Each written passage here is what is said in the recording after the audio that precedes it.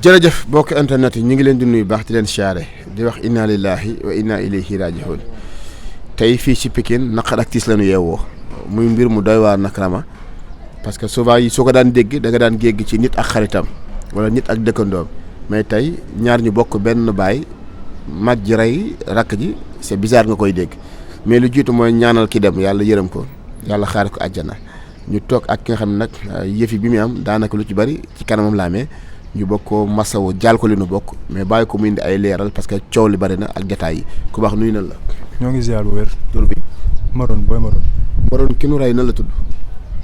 ki mu rey Aline Mbaye la tudd. ki ko rey na la tudd. Badou je pense waaw. kon Badou moo rey Aline Mbaye. waaw Badou moo rey Aline Mbaye moom mooy magu Aline Mbaye. nan la coow li demee ba rey am ci. bon man Aline démb si ngoon ñu ngi doon déggante ay 18h yooyu woo naa ko fekk mu am lu ma waroon jox pour ma yóbbul ko sam benn xarit. mu ne ma tey ñëwuma quoi parce que moom ñoom notaire lañ dëkk mais fii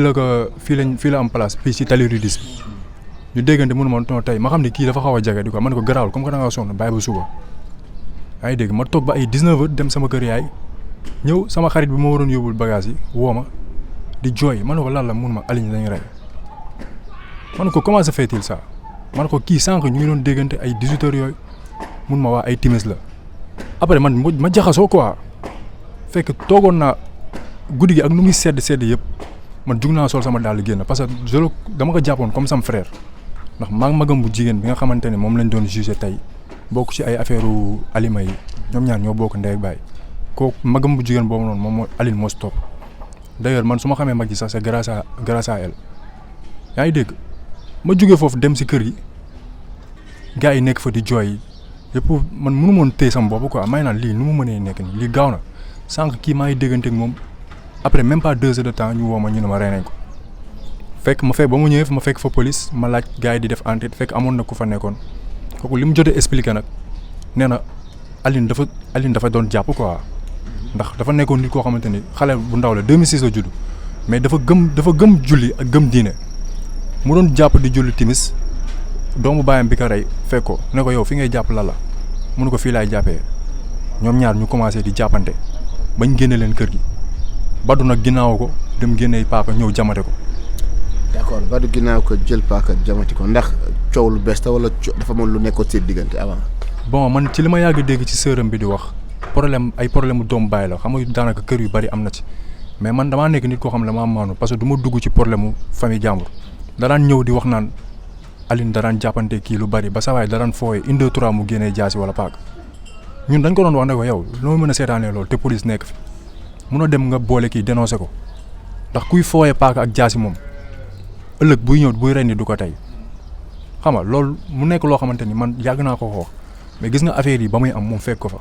d'ailleurs tey lañ ko doon jugé instant yi renvoyé nañ ko ba gannaaw suba mercredi. d'accord muy ñaari fee yu daje seen kaw mais kon laata ray bi menace daan am parce que ku daan coow ak yow daan indi paaka ak jaasi kon na préparé lii bettu ko. bettu ko parce que mooy li ma wax rek ku daan fooyee ay jaaseeg yooyu noonu bis bu la reyee bu mu la bett ndax seytaane du la fekk nga toog mu jël jaasi jox la ko yow yaa jël di ci fooyee ba seytaane nag période boobu boo yoree jaasi bi dala naan man maa ngi nii nag dama lay def loolu loo xamante ni da nga koy rëccu à vie.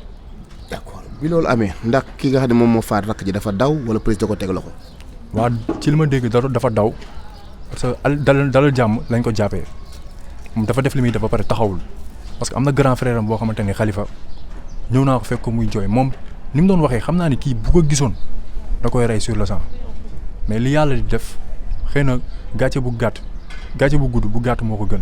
moo taxoon yàlla dogal moom ba mu defee li muy def nekkul sur les lieux. d'accord bi loolu amee ndax ki nga xam ne moom mooy ñàkk bakkanam sur le coup la ñàkk bakkanam wala jot na dem hôpital. waaw dañ ko doon jéem a rawal hôpital dégg naa ci yoon bi la deewee parce que moom daw na pour dem pharmacie ba doon wut ay soins mais deret bi nu mu génnee moo bari. ba instant bii mu perdre connaissance balaa ñu koy yóbbul dala jàmm fekk sedd na. il paraît que sërëm bi doon na ko kalaame lu bari naan menace yi bari woon na kon yaakaar naa lii lu mu préparé la. lu mu préparé la rek moo tax man sërëm bi laa ciy xool quoi barki alxuraanu karim dafa nekkoon nit ku sori ci man parce que sànq ba ma nekkee ci tribunal maa ngi koy xool ma xam ni kii li nga xamante ni moo di deretam bi waa ci liggéey démb yëgu ci dara xam nga loolu dafa neexul ci xool quoi parce que tey ji yàlla ku mu bëgg rek lay teg ay nattu lii gëm naa ni nattu la mais genre natt yi moment yàlla nañu ci yàlla musal quoi parce que man yaayam laa ci yërëm parce que yow sa doom ñu jàpp ko muy demal tribunal la ko ñëw pareeguñu ñu rey sa beneen doom loolu c'est difficile quoi. d'accord c'est difficile sërëm bi kon ñaari problème mu daje ci kawam problème boppam ak problème frère am bi ñu rey te ki ko rey nekk magam aussi. doomu baayam. li bizarre ci bopp nit ñi mooy doomu baay sa mag. mën a tiim rakam rey ko. lii dafa bariwul lu ñu koy dégg. bari na trop. bariwul lu ñu koy dégg parce que koo bokkal baay. muy sa rak nga mën a tiim jam ko paaka ba mu dee. bon man mooy li may wax tout le temps rek nee naa problème famille yu si ëpp ay doomu baay moo koy def parce que nit koo bokkal ndey ak baay genre doo am di ko def yenn xol yi quoi. benn jour dama doon foog sama maam ma koy wax ma ne ko man du ma góoru ñaari jabar benn jabar la moom la ma doon wax la ma ne ko dama gis problème société bi li ñuy dund yëpp ay doomu baay la soit da ngay gis koo xamante ne day ñëw bokk ak yow papa ñëw dugg si biir kër gi maanaam jaxase famille bi quoi c'est décevant billaahi wallaahi instant yi nii dafa metti quoi. d'accord dafa metti mais instant bii nii moom ani néewam lan la autopsie bi wax wala def nañ comme defuñu ko lan nga ñu mën a wax ci loolu. bon li ma dégg corps bi dégg naa mi ngi dalal jàmm ba tey te instant yi kenn mënu see am accès ndax xam nga autopsie bi rek la ñuy xaar ak yooyu parce que police ba mu ñëwee démb sax mi ngi doon xool foofu noonu booy bi ba mu ko jamee paaka fan la sànni paaka mais wër nañ foofu noonu yëpp ba police dañoo mujjee taalaat seen oto dem gisuñu preuve paaka bi parce que mu ngi doon laaj naan est-ce que paaka bi daf ko dencoon ci néegam wala daf ko jënd ci bitig bi ba xam paaka mburu la voilà mais ki ko fekkee moom ki leen doon àtte parce que waaye dafa leen doon àtte gis sa waay génnee paaka bi moom mu rasu xam ni lii erreur mën na cee am comme que ñoom ñaar ñoo bokk ñu bàyyi ak xama rek nit ku tiit am na ñoo xamante ni boo leen génnee leen set dañuy daw waxuma laa nga génnee leen paaka man foofu laa koy comprendre quoi. problème jàpp bi lan moo tax mu interdit ko ni ko doon jàpp fii ba rey bon mooy problème yi nga xamante ni day am ci kër yi te maanaam doo mën a génn di ko kalaame kenn xam nga entre frère tey jii parce que même xalifa mi ma lay wax nii moo nekk magam daan na wax Badou mooy ki rey booy bi ne ko kii sa rakk la bu la defee lu dul yoon tëj ko si biir néeg nga dóor ko parce que xale la 2006 mun ko tëj ko si biir néeg nga dóor ko yaa ngi dégg dara du la si fekk parce que xam nañu da ngaa jug pour yar ko pour defar la mais reprise yi moo bari ba xalifa commencé woon na cee mer yaa ngi dégg ba ay jaas yi du commencé di génn ak ay paaka. d'accord ci li nga xamante ni moom la ñuy wax dañuy wax ni problème mu xaalis aussi ba ñuy joxe benn montant bu 50 000. est-ce que am nga information yooyu. bon non man loolu bàyyi ma si xel sax parce que xam nga nit bañ nan lañ koy waxee nit kuy jooy du la mën a expliquer dëgg cas bi nu mu demee te man ci guddi gi laa fa ñëw après timis bi noonu juste fekk yóbbu nañ corps bi ba jàpp waay mais li ma doon laaj nit ñi xam nga nekkul woon lu ñoo xamante ni dañuy wax personnellement affaire yi nu mu demee parce que seen xol a jeexoon. d'accord léegi ci li nga xamante ni moom moo jëm ci wàllum magam bi mu bokkal ndey ak baay moom sëram bi nga xamante ni ñi ngi procès. yow foofu nga jógee tribunal lan la ci àddu.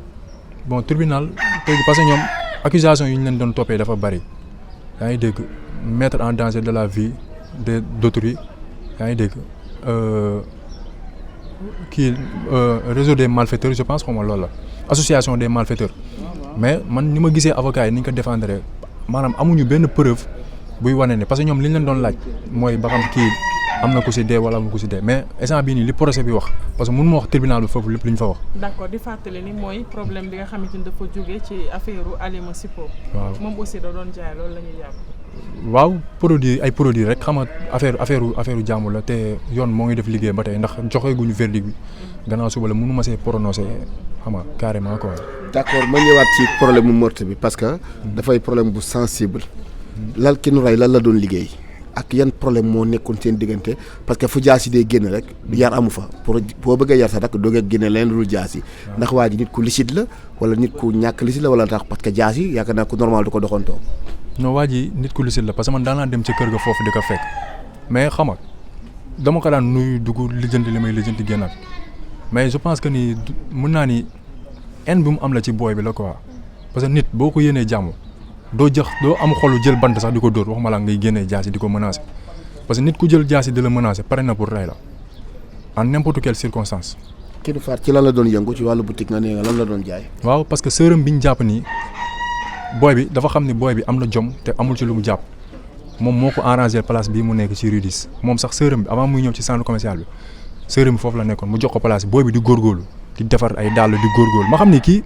saa yi ma ko gisee man na ko fils gis naa ni am nga jom te foog nga diine man ko sa terrain liggéey bi nga nekk nii moom moo la mën a fay moo la mën a permettre nga dimbali say waajur donc yow lépp luy futilité dans la vie bàyyi ko nga concentré wu ci sa liggéey xam nga ñëpp xamee ko ci yar diine ak am jom quoi. d'accord yan souvenir nga dund ak sa xarit bi nu rey yu des sa bopp parce que kon ko jege nga woon. bon moom dafa ma daan fekk ma toog da doon américain lu quoi ñëw naa ma ay Puff Daddy wala Meek Mill xam nga man tamit xaw naa dund genre yu mel noonu ñu si daan débattre mën nañ toog ay 2 heures de temps di wax ci waxu affaire yooyu noonu quoi souvenir yooyu daal laa xam ni xam nga bàyyi naa ko fàttaliku naa ko parce que dafa ma ruusoon carrément quoi léegi man noonu laa ko daan soulager pour mën a xam maanaam lan la mën a exprimer envers moi. loo koy ñaanal. bon di ko ñaanal tey jii fi mu jëm mu gënal ko fi mu jóge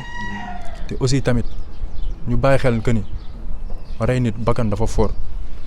man je prends exemple ci dëkk yi nga xamante moo ñu wër muy peine de mort ñu bari ñu ngi koy wax mais dafa nekk loo xam dañ ko war a def fii ci réew mi parce que tey jii bu la leeree ni su ma reyee yow mii su ma la reyee. non boobu bu ma reyee waaw keneen. xam nga damay leer ni man su ma reyee ginaar bi. waaw kay war a reyee ginaar bi. waaw su ma reyee ginaar bi mu leer ma ne après man maa ciy topp du ma rey ginaaru jàmbur mais je pense que ni tey jii ñi ñuy rey nii yëpp di leen ñu leen di condamné di leen jël xaalis ay budget bu ñu leen di dundalee la quoi fii ku rey nit ñu rey la